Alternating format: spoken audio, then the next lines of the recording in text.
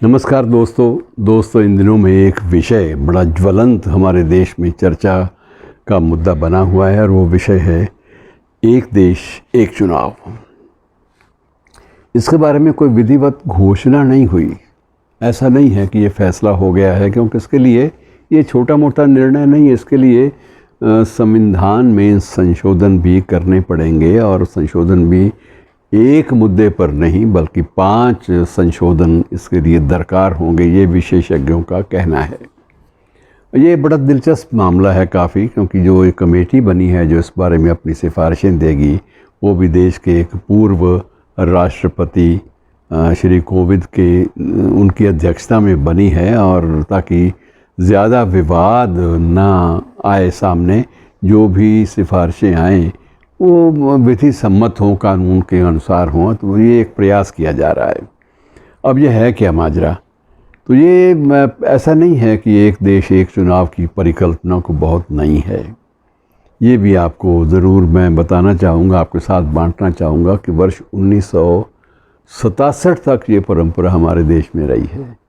कि एक ही बार में विधानसभाओं के और लोकसभा के चुनाव संपन्न हुए हैं 1967 तक। और उसके बाद जो ही अस्थिरता का दौर आरंभ हुआ, संविद संयुक्त विधायक दल भी इसका एब्रीवेशन है, संविद सरकारों का जब गठन हुआ या गैर कांग्रेसवाद की परिकल्पना सामने आई, तो उसके साथ साथ ये चीज़ें भी ख़त्म हो गई, क्योंकि बहुत सारे प्रदेशों में राष्ट्रपति शासन लागू करना पड़ा और कई प्रदेशों में विधायकों के दल बदल के कारण वहाँ की सरकारें भी पलट गईं। अविश्वास प्रस्ताव के तहत विश्वास का प्रस्ताव नहीं प्राप्त कर सके बहुत सारे मुख्यमंत्री, और मध्यावधि चुनावों का सिलसिला ये 1967 के बाद आरंभ हुआ। इसमें जो जितना राजस्व इस वक्त चुनावों पर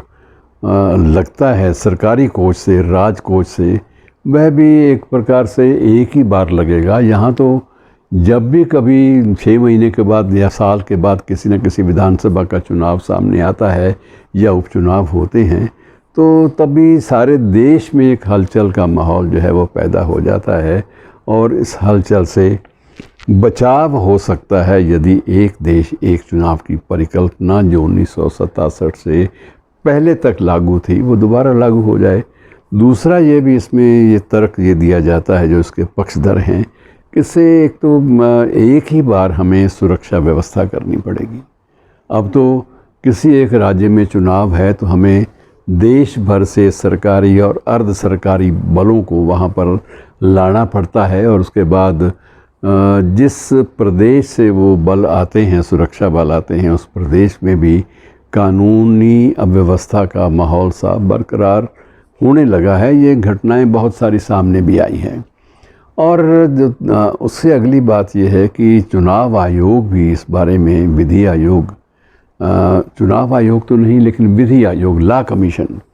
वो भी इस बारे में सिफारिशें दे चुका है कि सरकार को इस बात पे विचार ज़रूर करना चाहिए कि अब एक चुनाव जब होता है विधानसभा का, तो उसका जो राजनीतिक दलों का जो खर्च है वो इतना ज़्यादा हो जाता है कि उससे पूरा देश ही चुनाव का खर्च उठाना पूरे देश के लिए वो बड़ा मुश्किल होता है। अल्टीमेटली अंतिम रूप में तो ये चीज़ें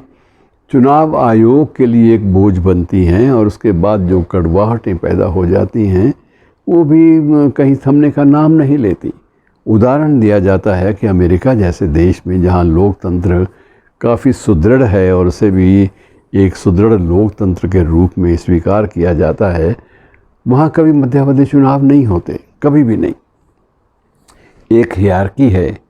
एक बाकायदा एक उत्तराधिकारियों की सूची है, जिसके अनुसार यदि राष्ट्रपति वहाँ के बीमार पड़ते हैं, अस्वस्थ होते हैं या किसी वजह से केंद्रीय स्तर से इधर हो जाते हैं, अब कैनेडी का हत्याकांड भी हमारे सामने और बहुत सारे अन्य राष्ट्रपतियों की भी वहाँ पर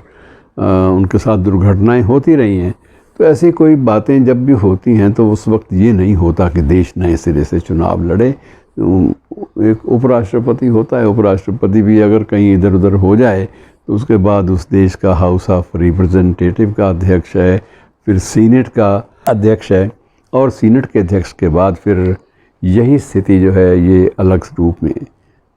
अगले उत्तराधिकारी के रूप में विदेश मंत्री के पास आ जाती है।